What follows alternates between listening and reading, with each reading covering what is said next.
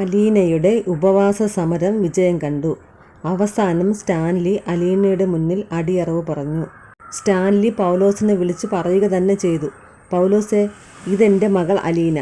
ഇനി മുതൽ അലീന പറയുന്നത് പോലെ നീ കേട്ട് ഇവിടെ ജോലി ചെയ്താൽ മതി.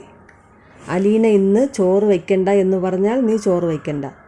ഇന്ന് സദ്യ ഉണ്ടാക്കാം എന്ന് പറഞ്ഞാൽ നീ സദ്യ ഉണ്ടാക്കണം. അലീന പറയുന്നത് പോലെ കേട്ട് അനുസരിച്ച് നീ ജോലി ചെയ്താൽ മതി. എൻ്റെ അടുത്ത് ഒരു പരാതിയും കൊണ്ട് വരരുത്. ഇനി നിൻ്റെ മുൻപിൽ 2 വഴികളേ ഉള്ളൂ. ഒന്നുകിൽ അലീന പറയുന്നത് പോലെ അനുസരിച്ച് ഇവിടെ ജോലി ചെയ്ത് ജീവിക്കുക, അല്ലെങ്കിൽ ജോലി ഉപേക്ഷിക്കുക. പൗലോസ് മുഖത്തടിയേറ്റതുപോലെ നിൽക്കുകയാണ്.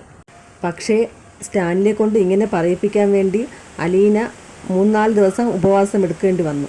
അപ്പച്ചനും സ്റ്റാൻലിയെ നന്നായി വഴക്കു പറഞ്ഞു.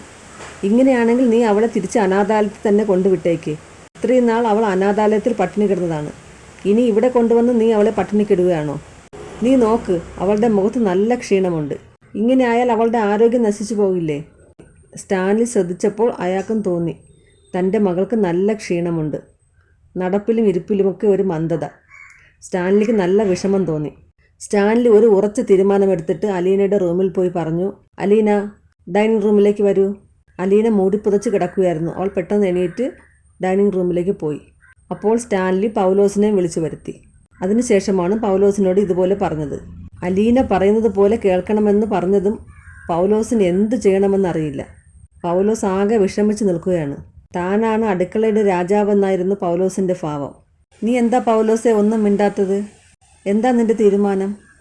ഞാൻ ആലോചിച്ച് പറയാം മുതലാളി എന്ന് പറഞ്ഞിട്ട് പൗലോസ് അകത്തേക്ക് കയറിപ്പോയി. അലീനയ്ക്ക് വലിയ സന്തോഷമായി.